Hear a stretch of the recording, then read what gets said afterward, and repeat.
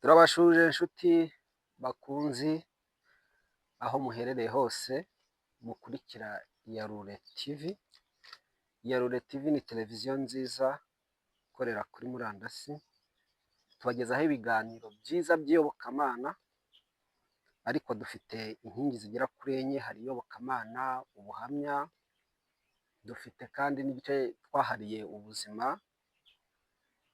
dufite kandi n'igice twahariye imiryango, kuko umuryango ni umushinga w'Imana. Reka rero tubahe ikaze cyane cyane abumva ururimi rw'ikinyarwanda aho muherereye hose ku migabane itandukanye. Ushobora kuba warakivukiyemo cyangwa se warakize, ubwo turavuga yenda bari muri East Africa, Uganda, Congo, Burundi ndetse na Kenya. Bose mwese tubahaye ikaze, mwiyumvemo ikaze kuri Iyarure TV. Njyewe rero muri kumva ndi MC Theo. Uyu mwanya tubafitiye umutumirwa muri kureba kuri screen. Reka tumuhe ikaze yibwire abatwumva n'abatureba n'abazakurikirana ikiganiro hanyuma. Umutumirwa wacu tuguhaye ikaze. Murakoze kumpa ikaze, nishimiye kubana namwe kuri Iyarure TV. Nsohoje cyane abadukurikiranye bari ku isi atandukanye, cyane cyane abumva ikinyarwanda, Yego. kuko nyine babakurikira umunsi ku wundi. Amazina rero nitwa Tuyizere Patrick. Ndi umubwirizabutumwa bwiza. Uri umubwirizabutumwa bwiza, urubatse? Ndi umusore. Uri umusore ariko niteguye no kubaka. witeguye no kubaka? Ubwo tuzabona uduha akainvitation. Nzayibaha Iyarure TV cyane. tuzaba tuhabaye. Murakoze. Murakoze. Hanyuma se iyo wumva Iyarure TV wumvamo iki? Waje twagutumiye uza kuri Iyarure TV. Iyarure TV wayikunze gute, wayumvise gute? Murakoze. Iyarure TV ntabwo navuga ko nta kintu nyiziho, kubera yuko turi mu isi yahanuriwe ibintu byinshi, kandi byinshi ni ibibi. Cyokoze gusa uretse ku musozo w'ibibi yuko hari ubutumwa bwiza muri Bibiliya bugomba kuzahitura isi yose, nibwo bwiza bwonyine buhari. Yego. Iyarure TV rero nizera ko intego yanyu ko mumaze kuyivuga igamije kwereka abantu uko bakiyarura mu isi yuzuyemo ibibi bo bakaba beza.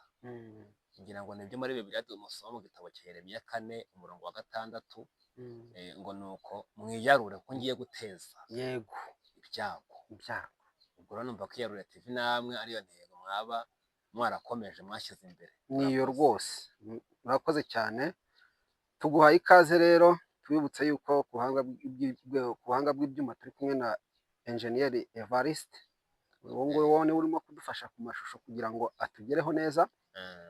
Hari ibibazo twifuje kukubaza nk'umuntu wasomye, nk'umuntu wize iby'iyobokamana, kugira ngo tugamije kujijura. Iyarure tugamije kujijura abazadukurikira. Hari ibibazo rero twifuje kugira ngo tukubaze mu kanya gato tudatinze. Ikibazo cya mbere kiragira kiti: ese kuki iyobokamana rigizwe n'amadini menshi kandi Bible ari imwe? Ese kuki iyobokamana rigizwe n'amadini menshi kandi Bible dusoma ari imwe? Aho ngaho ntaraguha ikaze kugira ngo udusubize, reka hari agaparagrafi mfite gatoya hano k'ukuntu amadini yagiye aza, nawe ubyumve. Gatolika niryo dini tuvuga ko ariryo rya gikwira kandi rya mbere, ryatangiye hagana muri 461, aho ni mu kinyejana cya 4, ndetse no rikomera cyane muri 538. Abaruteriye bagizwe n'amadini atandukanye, harimo Abangilikani, Abapresibiteriyani n'abandi, batangiye mu kinyejana cya 16, aho nahagana mu 1517. Ababatisita nabo baje mu kinyejana cya 17.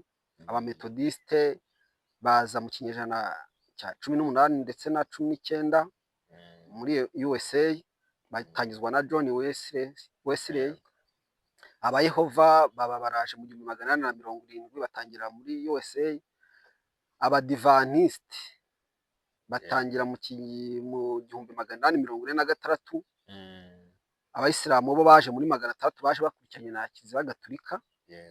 Abapentekoste turavuga Pentekote cyane cyane wenda ADEPR tumenyereye, yaje mu 1900 mu kinyejana ubwo cya 19. Hari abo bita Ababuranamu. Nakubwiye ndakubwira amadini menshi cyane usibye ko ntari buyarangize sinayavamo. Ababuranamu nabo baje mu kinyejana cya 17. Muri Afurika ndabona barahageze mu kinyejana cya 18 na 19. Abo bita Abamorimori, hari n'amayo utaruzi. Abamorimori amadini ni menshi batangiye mu kinyejana cya 18, batangizwa n'umugabo witwa Joseph Smith muri USA. Hanyuma hari n'indi dini ritamenyerewe ryitwa Rastafari movement, yatangiye mu 1930. Urwo rutonde rw'amadini yose nkubwiye mu by'ukuri bafite imyizerere itandukanye. Bamwe bemera ibi, abandi bagahakana ibi, abandi bakavuga ngo tuziririza ibi. Kubera iki kandi Bible dusoma ari imwe? Kuki hazamo gutandukana mu myizerere? Ndagira ngo tuguhe ikaze utunyuremo muri make nk'umuntu wize iby'iyobokamana ndetse umuvugabutumwa ku isi. Tubwire, tuguhaye ikaze. Murakoze mu kibazo cyiza mumbajije. Amadini yo ni menshi, azanaruta n'abantu, kuko hari umuntu usanga afite idini ye undi nawe akagira iye, kandi ugasanga imwe igendera ku gihugu indi igendera ku muco. Amadini agomba kuba menshi. Mbibutse ko impamvu amadini agomba kuba menshi ni uko biri gusohoza ubuhanuzi bwahanuwe na Yesu ubwe muri Bibiliya, muri Matayo 24 umurongo wa 11, aho yavuze ngo kandi abahanuzi benshi b'ibinyoma bazaduka. Abahanuzi benshi b'ibinyoma bazaduka. Impamvu yo kwaduka kw'abahanuzi b'ibinyoma ni uko muri Bibiliya naho muzabisoma yuko abantu bo mu minsi y'imperuka ngo bazaba bafite uburwayi. Ni muri Timoteyo wa 2:4 ku murongo waho wa 3. Kuko igihe kizaza, ubwo ni igihe kizaza batazihanganira inyigisho nzima, ahubwo kuko amatwi azaba ari kubarya, bazaba bifuza kumva ibibanezeza, bazigwiriza abigisha bahwanye n'irari ryabo, kandi baziziba amatwi ngo batumve ukuri, bazayoba bakurikiza imigani y'ibinyoma. Ariko wehoho wirinde muri byose. Mu minsi y'imperuka hanuye ko amadini azaba ari menshi, kuko abahanuzi b'ibinyoma benshi bazaduka. Ku cya kabiri, ushingiye ku murongo wa Timoteyo wa 2:4 umurongo wa 3, hatubwiye yuko ngo abantu mu minsi y'imperuka bazaba bashaka kumva ibibanezeza aho kumva ukuri. Kugira ngo umenye ukuri kandi ukumve, iyo umuntu avuga ukuri mu ijambo ry'Imana ni Yesu ubwe n'amategeko ye. Muzabisoma mu gitabo cyitwa Yohana 17 umurongo wa 17. Uberesha ukuri, ijambo ryawe ni ryo kuri. Ijambo ry'Imana ubwaryo ariyo mota Bibiliya ni ukuri. Ariko abantu mu minsi y'imperuka ikibazo bafite ni ukumva nabi, ni ugusoma nabi, noneho umuntu bamara kumusomera nabi nawe akizera nabi. Cyokoze havuzwe yuko ngo hari n'abantu bazaba bifuza abasomera nabi. Muri Bibiliya imirongo natanga ni myinshi, nko muri Yeremiya 14 umurongo wa 11 na wa 14, naho mune musoma muri Bibiliya zanyu muri Yeremiya 14 umurongo waho wa 14, mushobora kuhasoma amagambo nawe mukumva yuko aba bahanuzi b'ibinyoma hari aho rwose bagera ugasanga koko rwose Imana itabazi. Yeremiya 14:14 aratubwira ngo maze Uwiteka arambwira ati abahanuzi bahanura ibinyoma mu izina ryanjye sinjye wabatumye, kandi sinabategetse habe no kuvugana nabo, babahanurira iyerekwa ry'ibinyoma n'iby'ubupfumu n'ibitagize umumaro n'uburiganya bwo mu mitima yabo. Hariho abahanuzi bahanura ibinyoma, bakigisha ibinyoma, bakigisha ibitavuye ijambo ry'Imana, bafite inyungu zabo, bakabeshya ngo batumwe n'Imana. Abo ngabo batumye amadini aba menshi. Aba kabiri ni abantu nabo bashaka kugira ngo babwirizwe ibinyoma byonyine, kubera ko ngewe hari icyo numva ijambo ry'Imana rivuga nkumva ntagishobora, nkashaka yuko umuntu ambwiriza avuga yuko kera, yego, akakizirura icyo ngewe mbona ntashobora, nkagira ngo wajya akibwiriza keza. Ariyo mpamvu twasomye ngo baziyeba bifuza kumva ibanezeza, kubera ko ngewe itegeko ry'Imana ntugasambane, kuko njye ntabasha kurikomeza, nkagira ngo njye ku muntu wigisha yuko Imana itareba amategeko atigire yareba ikibazo gusa ari umutima. Imana yatugiriye ubuntu. Haje ubuntu, murakoze. Ati ubuntu bwaje, ntabwo se ko ubuntu bwaraje ku buryo amategeko y'Imana yose yavuyeho, ugahita ubyibaza. Uba uvuga ko amategeko y'Imana yavuyeho, uramutse umukubise urushyi yakurega kandi akakurega mu mategeko, kandi yakuregesha amategeko. Uramutse umutwariye umugore yakurega, aho yavuze ngo wasambanye. Ubwo rero yavuze ngo amategeko y'Imana yavuyeho, aba abeshye, kuko amategeko y'Imana ntabwo ava harakomeye, ahubwo amategeko y'Imana aratugenga kandi agenga ingoma y'Imana. Reka mbwira abadukurikiye yuko mbibutsa yuko abahanuzi b'ibinyoma, Yeremiya 23 bibwira ko ari umurongo wa 21, Imana yavuze ngo aba bahanuzi bahanura ibinyoma bameze batyo sinjye wabatumye.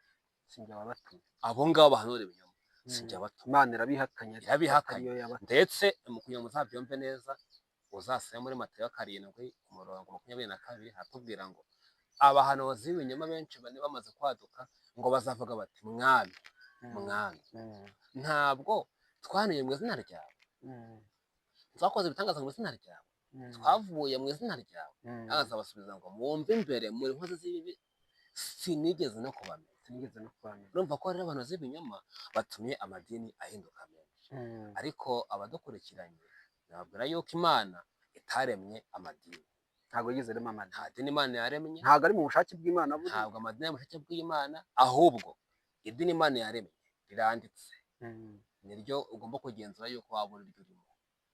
Ni Yakobo 1:27. Baritubwira Yakobo 1, Yakobo igice cyawe cya mbere. Idini Imana yavuze ryonyine, ntabwo muyoba mwambwiye nta na rimwe ririmo, ahubwo Yakobo 1:27 haratubwira ngo idini ritunganye kandi ritanduye imbere y'Imana Data wa twese. Idini ritunganye ritanduye rifite imbere y'Imana Data wa twese ni ugusura imfubyi n'abapfakazi mu mibabaro yabo no kwirinda kutanduzwa n'iby'isi.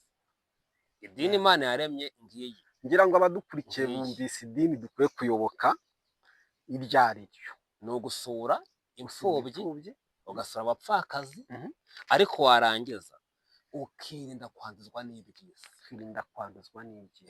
Ngiyi idini Imana yemera, anaho kuvuga ngo ni menshi kandi Imana yazanye. Iry'Imana izi ni iri ngiri, niryo Yesu yasize mu isi, niryo intumwa ze zabwirizaga, niryo ukuri kwa Yesu. Yesu ubwe ukuri avuze ngo ubeshe ukuri ijambo rye niryo kuri, mu kuri kwa Yesu. Iryo dini yesaba kuvuga ni iri ngiri ryonyine. Murakoze. None se Bwana Patrick, aba bantu aya madini ayobotswe n'abantu benshi cyane, kandi muri abo ngabo harimo abazadukurikirana n'abagiye kudukurikira. Yego. Ahubwo ntabwo bari bugutera amabuye ko ushaka kubakura mu madini yabo. Aba bantu bankurikiranye nabagira inama y'uko mwebwe mudukurikiranye muzakunde gusoma aho gusomerwa, kubera ko hari umuvumo mu ijambo ry'Imana uhari, ariko n'umugisha uhari. Muri Bibiliya mu gitabo cyitwa Ibyahishuwe cyanditswe na Yohana, igice cyaho cya mbere umurongo waho wa 3 haravuze ngo hahirwa usoma amagambo y'ubuhanuzi, hahirwa n'abayumva bakitondera. Hahirwa usoma agasoma, ariko hari n'uyumva, ariko bombi bakitondera ibi byanditswe muri aya magambo, kuko igihe kiri bugufi. Uyu ni umugisha w'abasoma ariko n'abasomerwa. Noneho abasomerwa bitewe ko turi mu minsi y'imperuka, abantu bo mu minsi y'imperuka, Timoteyo wa 2:3 bazaba banabeshya, aho umuntu mu Byahishuwe Yohana nabwo ni igice cyaho giheruka cya 22, nembera ko ariho umurongo waho wa 18, uwumva wese amagambo y'ubuhanuzi bw'iki gitabo ndamuhamiriza nti nihagira umuntu uzongera kuri yo, Imana izamwongeraho ibyago byanditswe muri kino gitabo. Mu minsi y'imperuka hariho abantu babeshya bakongera, so kugira ngo baryohereze bariya abantu babumva, kugira ngo babandi babumva baryoherwe, ariko bafite inyungu zabo. Bafite inyungu zabo. Muri Bibiliya harimo imirongo irimo isobanutse rwose, muzabisoma muri Luka, Yesu mu gitabo cya Luka, ndetse n'abazasoma muri za Matayo. Harimo nk'umurongo natanga nk'urugero kugira ngo ubone impamvu ari abantu bagira inama. Muri Mariko 10 umurongo wa 23 hatubwiye ngo reka ndebe ko ari ryo cyangwa se oya, ni Yohana 11:35. Ni igihe Yesu yari ageze kwa Mariya, asanga abantu bari mu nzu barira, kubera ko bari bapfushije umusaza wabo Lazaro. Noneho ko umurongo 35 yavuze ngo Yesu ararira. Yesu ararira, kuko ariko byagenze. Ni inkuru mpamo. Yesu yararize bitewe n'uko bari bageze ibyago kwa Mariya na Marita, kandi bari inshuti za Yesu cyane. Uwo murongo ni ukuri, ariko abigisha bo muri ino minsi barawusoma ngo nuko Yesu ararira, ngo Yesu ararira, Yesu ararira. Yego ko yararize, ariko rize habaye iki? Bageze ibyago, yifatanyije n'abagize ibyago. Ati Yesu ararira iyo abona umukozi w'Imana agenda n'amaguru. Yesu ararira. Yesu ararira iyo abonye umuntu acuruza akagira amafaranga menshi, ariko ntazane umukozi w'Imana ngo amuhereze. Yesu ararira. Ati ibyo biriza Yesu. Yesu biramuriza. Yesu ararira iyo umuntu abona afite bizinesi yunguka, ariko ntahabure umukozi w'Imana ngo aze afatemo amatoni cyacu. Yesu agenza gute? Ararira. Uwo murongo muri make urawusomye ko urongereye ku cyo Yesu we yakoze. Ushatse kubyaza umusaruro bw'inyungu wowe kwenyungu zawe. Abo ndi kubabwira yuko Yesu abo ngabo yabatumye, ntabazi, ntibari no mu izina rye. Noneho hari abadukurikiranye, mbagire inama. Yego. Nimugende musome ijambo ry'Imana ryahumetswe n'Imana, rifite akantu ko kwigisha umuntu, kumutunganya, wemeza ibyaha, kumuhanira gukiranuka, kugira ngo umuntu w'Imana abe afite imukoreye byose. Timoteyo wa 2:16. Nimugende mwisomere, nimusoma muzasanga ukuri ari Yesu. Nimuramuka musanze hari umuntu uciye ku ruhande rwa Yesu, yibaza ngo abasore mu idini y'iwanyu ibyo mukora hari byose Bibiliya yarabivuze. Mu idini y'iwanyu ibyo wigisha Yesu yabigutumye, bishingiye kuri Bibiliya byanditswe. Ni umurongo wa nyuma, Yohana 17 umurongo naho kuva wa 17 wari gusoza ari imbere yaho navuze ngo uko wantumye mu isi nanjye nako mbatumye. Yesu uko Yesu yaje mu isi atumye kwigisha mu isi, niko yari natwe yadutumye. niba rero utarabanje guhura na Yesu nta butumwa ufite, kuko uko yatumwe mu izina data wo mu ijuru niko nawe yadutumye, mugende mwigishe amahanga yose mubabwira ngo ubwami bw'Imana buri hafi. Ngiyo mesaje ya Yesu. Idini itunganye imbere y'Imana ni ugusura imfubyi, ni ugusura abapfakazi. Niba mu idini ry'iwanyu mutabikora, zerekana ko Yesu atabatumye. Murakoze. Imana iguha umugisha, uduhaye umucyo ndetse dushubijwe byinshi cyane twatekerezaga, ariko ayo madini nakubwiye ndetse nawe utweretse yuko amenshi rwose hafi ya yose utubwiye idini y'ukuri. Hari ubuyobe rero bwagiye bugaragara ayo madini yagiye atuzanira, ndetse ni nk'icyorezo, kuko bamwe barigisha ngo ntugakore kuri iki, abandi bati gikoreho kirazimiye. Muri ibyo harimo kimwe dushaka kubaza, ese kubera iki ayo madini amwe yigisha ko kunywa inzoga ari icyaha, abandi bakavuga ko atari icyaha? Kubera iki? Kandi n'ubundi bose babisoma muri Bibiliya. Bivuze ngo reka tubwire abadukurikiye n'abazadukurikira batwandikire muri komenti, kandi tuzabasubiza. Tuzagutumira uze izo komenti ugende uzisubiza. Hari amagambo abatera urujijo, akabatera gushidikanya, akavuga ngo mbese ibyo pasiteri anyigisha nibyo? Ese uriya mupasiteri ibyo yigisha nibyo? Ni ukuri cyangwa se ukuri? Bazatwandikire. Ubwo rero twaba tugeze kuri iki ngiki, kuki amadini amwe avuga ati kwisomera akantu nta kibazo ukanasenga, abandi bati reka ni haramu, reka ni ikizira. Waduha umucyo kuri icyo? Murakoze. Niyo mpamvu iyobokamana rishingiye ku mashami menshi, ariko muzasome mu gitabo cya Petero, urwandiko rwa kabiri rwa Petero 1:6, batubwira ibyerekezo za gikristo.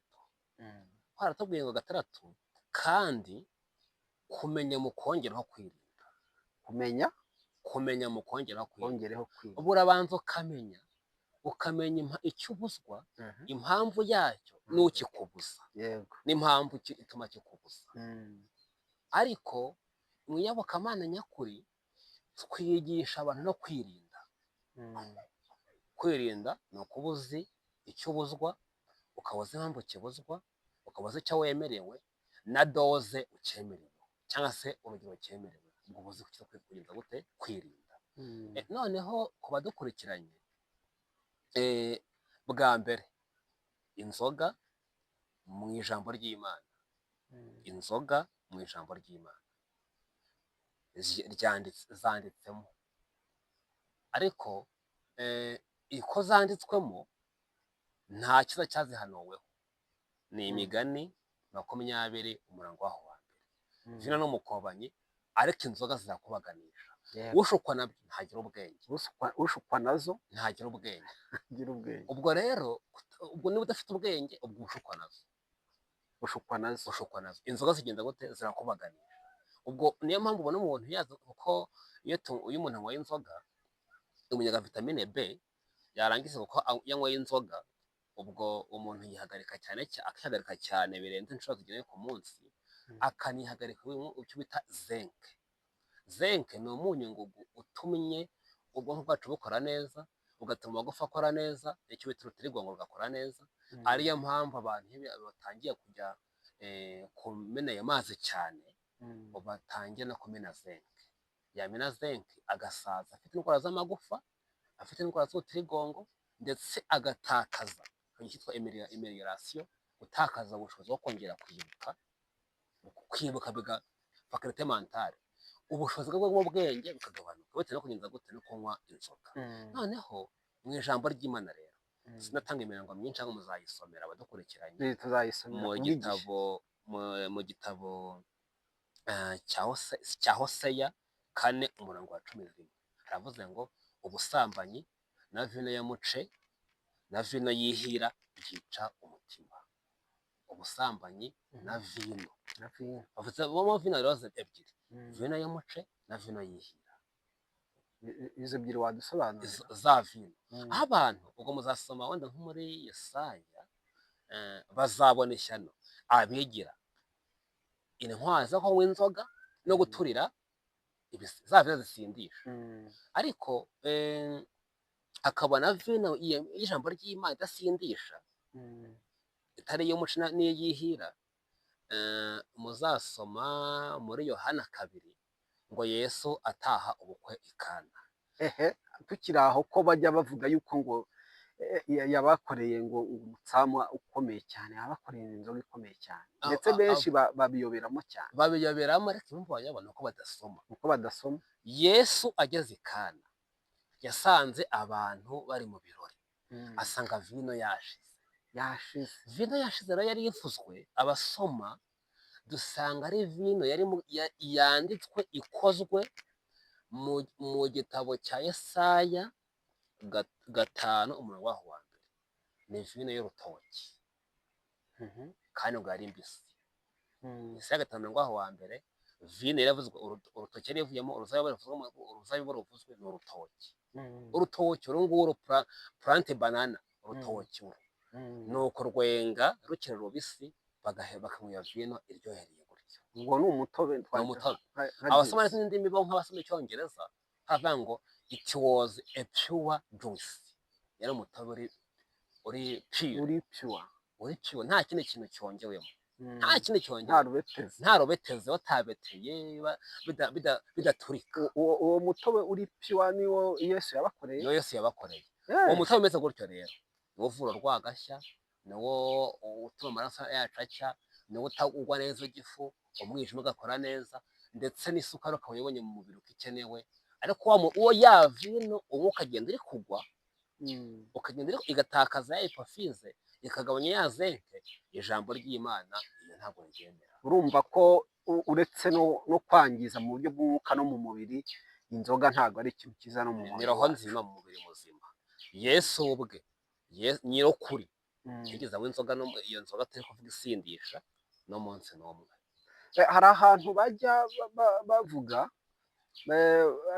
ndetse bakanabisoma no muri Bibiliya, hari wenda nuko ntahateguye ariko wenda abadukurikiye bazatwandikire, bakavuga ngo Yohana ngo yaje ngo arya, ngo atarya atanywa, ngo bamwita ko ari dayimoni.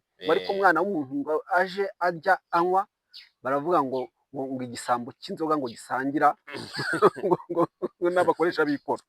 Aho hantu barahitwaza rero bakahita bavuga yuko Yesu nawe ngo yasomaga Kana.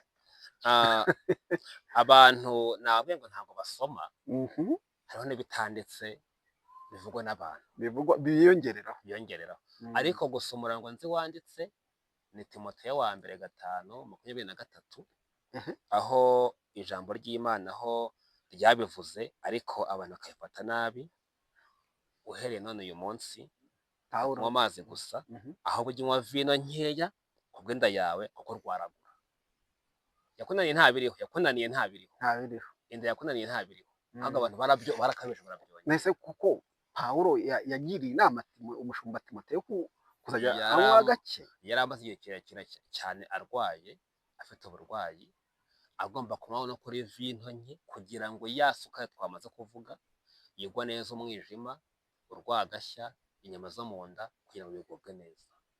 Ntigeze amubwira ngo kwenda yawe yakunaniye, ujye unywa gake kuko inda yakunaniye. Gake kavuzwe aha ngaha gake ni yari vino twamaze kubona y'Ikana, Yohana 2 umurongo waho wa mbere. Ntabwo yari vino isembuye.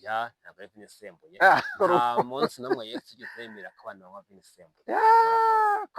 Ko numva hanyuma se babandi bigisha bwo kunywa gake, hari idini yigisha abantu ngo bazajye banywa gake ntibarenze amacupa 2. Twageze kuyavugaho, harimo abayehova rwose baravuga bati kunywa gakeya nk'uko byanditswe muri Timoteyo biremewe. Ubwo se tubakura inzira ku murima. Ijambo ry'Imana nta dini rigeze ryavuga. Yampaye nkawe. Ijambo ry'Imana nta dini rimwe rivuga, keretse gusura imfubyi n'abapfakazi. Abasura imfubyi n'abapfakazi bo rero wasanga bemera ko nabo Yesu atanyweye vino isembuye, nta n'umuntu yigeze abwira ngo ujye unywa gakeya. Kuko bwako muri mu Bakorinto 3:16 ubwo ni uruhande rwa mbere hatubwira ngo muri insengero z'umwuka wera. Iyo umuntu anyweye ikirahure kimwe cy'inzoga, umwijima uraremererwa ku buryo gishobora kumara iminsi myinshi mu mubiri, ku buryo ushobora gusanga kikugizeho ingaruka mu mubiri. Niba rero umubiri wawe kuko ari uw'Imana, ntabwo uzawuhumanisha gushyiramo ikintu cy'Imana itategetse. Mwabyumvise neza? Ubwo rero ntabwo gusa hariho ibibazo mu isi bikomeye, hariho iyobokamana, hariho n'iyobokamuntu, n'iyobokadi, n'iyobokagihe. Iyobokamuntu, aya magambo yatubwire neza. hariho iyobokamana. Ubwo iyobokamana noneho ni ryinshi. Oya, ntabwo ari ryinshi. Iyobokamana ryo ririhariye. Ni rivuga ngo nimunkunda muzakomeza n'amategeko yanjye. Iryo ni iyobokamana. Ni Imana n'amategeko yayo. Hakaba iyobokamuntu. Ubwo ni ibyitirirwa iyobokamana. Iyobokamuntu rero ni aho umuntu ashakisha abizera agamije kubona inyungu, bakamuyoboka. Ngo mu izina rya Yesu ngo abantu bajye banywa icupa rimwe, mu izina rya Yesu abantu bajye banywa gake. Iyo ni iyobokamuntu. Naho iyobokagihe ni aho umuntu areba uko byaramutse, uko byaramutse akagira n'uko byaramutse. Akaba ari idini. Ubwo si byo bya bindi bavuga ngo dukurikize ukuri dusohoyemo? Oya, ntabwo ari byo. Ukuri dusohoyemo nuko dukurikiza. Ni ukuvuga ngo uyu munsi tugeze hehe? Nk'urugero, mu gihe cyashize hariho abatambyi, ukajyana intama ukajya gutamba, ujyanye intama bakagutambira. Uyu munsi wayijyana? Oya, ntabwo wayijyana. Icyo ubona gusobanura, urumva ko abatambyi bari kujya barya icya-10 icya-10 cyangwa se amaturo bakayarya, Imana ikabyemera. Kuko aravuze ngo nta gakondo bagira. Ariko uyu munsi abatambyi ni bande? Ngo ni abakozi b'Imana. Uyu munsi icyo cya-10 cy'abantu b'Imana kukiryaho ntibanabyemere, ahubwo baravuze ngo mufashe imfubyi n'abapfakazi. Babyumvise neza? Ubwo urumva ko mu iyobokamana ni ukugendera kuri handitswe ngo guhuza igihe n'ahantu, guhuza aho uyu munsi tugenje gute, aho tugereye. Urumva rero abadukurikiranye nababwira ngo iyobokamana ni ukwayo, hakaba iyobokamuntu itemewe, iyobokadi itemewe, n'iyobokagihe bitemewe. Urakoze cyane muvugabutumwa Twizere Patrick, utubwiye ibintu byiza cyane. Ngira ngo abadukurikiye n'abazadukurikira bazandike muri comment ibibazo tuzabasubiza. Reka duhagararire ahangaha dusoza.